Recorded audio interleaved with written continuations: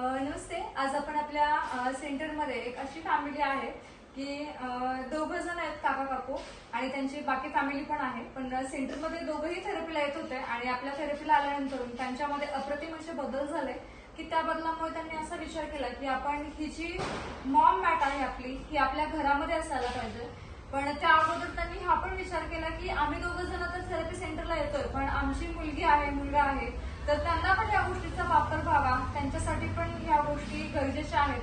म्हणून काकूंनी Maugham mat अगोदर एक घेतली, ती त्यांच्या मुलीच्या घरी त्यांनी स्पेशली दिली की त्यामुळे मुलीच्या घरची पण सगळी फॅमिली त्यांची यूज करेल. त्यांच्या मुलीलाही भरपूर त्रास होता. आता जवळजवळ त्यांच्या घरी 1 महिना झाला आपण मॅट दिलेली आहे. आणि आता आपण सेकंड मॅट म्हणजे एकाच फॅमिलीने आपल्याकडून 2 मॉम मॅट घेतलेल्या आहेत आणि आज दुसरी मॉम मॅट आपण त्यांच्या घरी इन्स्टॉल करायला आलेलो आहोत.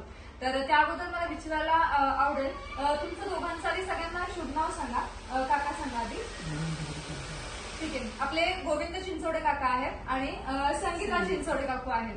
तर काकू, तुम्हाला थेरपी सेंटरमध्ये येण्या अगोदर काय काय त्रास होत होते? मला खूप त्रास होत होता, कमरेपासून पूर्ण पाय माझे हे म्हणजे असे चालायलाच येत नव्हतं. उठलं ना की पूर्ण असं उभं राहिले की ताकदच नव्हती त्या पायामध्ये असं. अच्छा, म्हणजे काकू सांगतात की त्यांच्या पायदुखीचा जो त्रास आहे खूप जास्त होता. बसायला उठायला त्यांना जमत नव्हतं आणि जर बसायला उठायला तर लागल्या तर कळा मारायच्या पायामध्ये.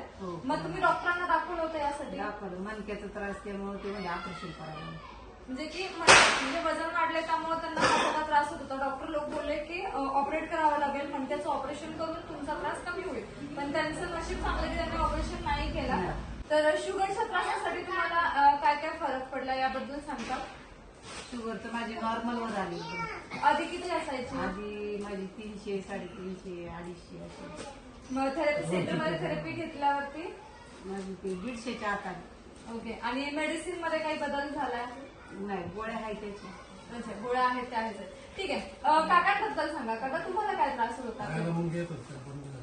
ओके. की काका सांगतात त्या पायाला मुंग्या येत होत्या, तर त्या मुंग्या यायच्या पण बंद झाल्या. काका असं करत होते अगोदर, सेंटरमध्ये यायचे, काकूंना खाली सोडायचे आणि निघून जायचे. पण नंतरून त्यांना थोडंसं रिअलाइज झालं की 6 महिने काकूंना यायचे, सोडायचे आणि जायचे, पण कधी सेंटरमध्ये आले नाही. आणि 6 महिन्यानंतर ते जसं यायला लागले तर असं झालं की काकाच काकूंना म्हणायचे की आपण सेंटरला जाऊया सकाळी. आणि दोघंही थेरपीला येऊन खूप छान चेंज झाले त्यांच्यामध्ये.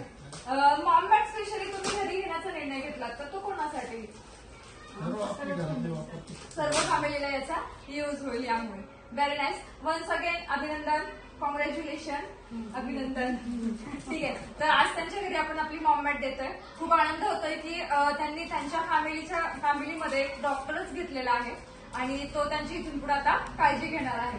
थँक्यू. नमस्ते.